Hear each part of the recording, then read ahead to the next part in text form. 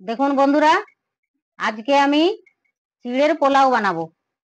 তো এই যে 2 কাপের মতো চিড়ে নিয়েছি, ছোট কাপের 2 কাপ চিড়ে নিয়েছি। চিড়েটাকে দেখুন আমি ভালো করে একটু জল দিয়ে ধুয়ে নেব।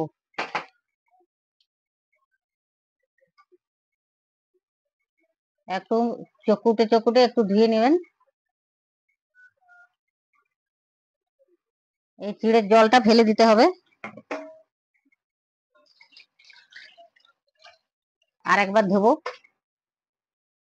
ধান থাকে তো ওই জন্য একটু ধুয়ে নিতে হয় ভালো করে।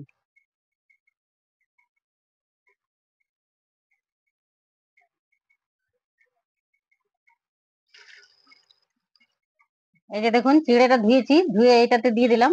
এটা জলটা ঝরে যাবে, তাহলে শুকনো শুকনো হয়ে যাবে। বেশিক্ষণ ভিজাবার দরকার নেই আর বেশি ধোয়ারও দরকার নেই। যেহেতু 2 বার ধুয়েছি, এটা এবারে এইখানে জলটা ঝরবে। এরপরে আমি কড়াইটা বসালাম। কড়াইতে তেল দেব, সাদা তেলই ব্যবহার করছি।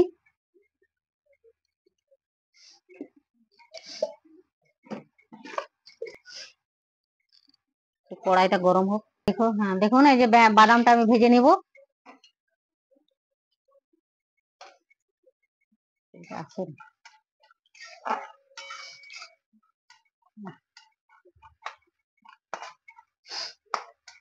এই যে বাদাম ভাজা হয়ে গেছে, বাদামটাকে আমি তুলে নেবো অন্য জায়গাতে।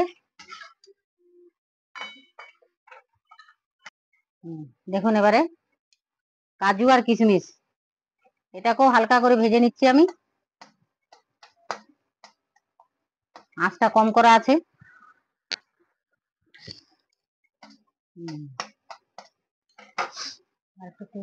একটু তেল দিয়ে দেবো, সাদা তেল দিলাম। 2টো শুকনো লঙ্কা আর একটু গোটা জিরে।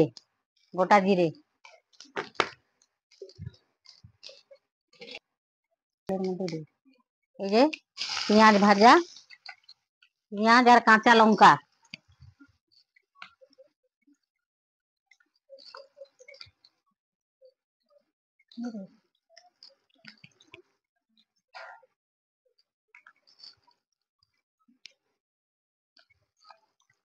পেঁয়াজ আর কাঁচা লঙ্কাটা একটু লাল লাল করে ভেজে নেব।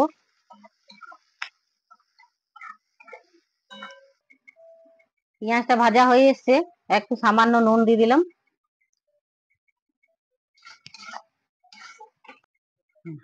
পেঁয়াজ ভাজা হয়ে গেছে।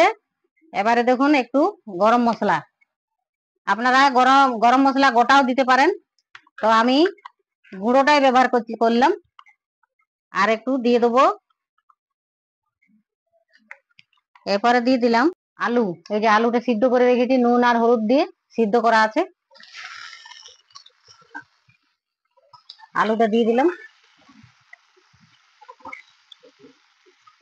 দিয়ে একটু রান্না করে নিলাম।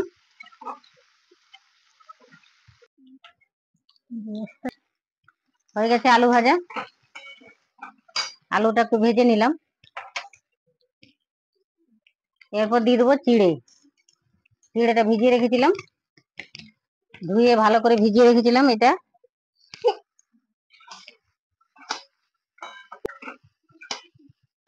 ভালো করে মিক্স করে নিলাম। এরপরে দেবো আর একটু হলুদ দেবো, 1/2 চামচ হলুদ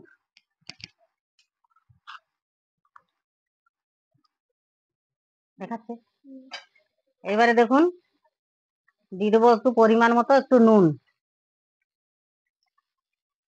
আলুটা নুন দিয়ে সিদ্ধ করা আছে, পরিমাণ মতো একটু নুন দিয়ে দিলাম। দিয়ে এটাকে ভালো করে একটু মাখিয়ে নেব নুনটার সঙ্গে।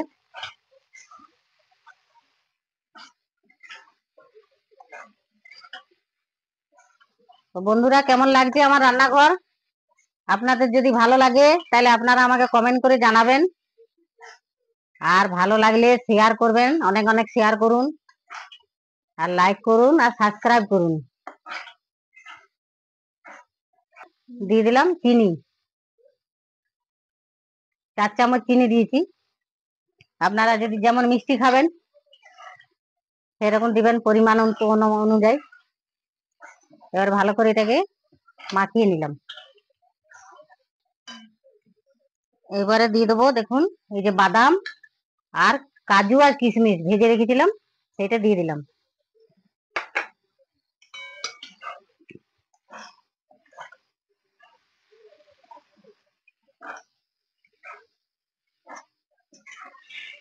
পোলাও কমপ্লিট। আপনারা এরকম করে ট্রাই করুন, এমনি করে বানান, দিয়ে খান, আর কমেন্ট করে আমাকে জানান যে আমার রান্নাঘর আপনাদের কেমন লাগছে। এবার আমি গ্যাসটাকে বন্ধ করে দেবো।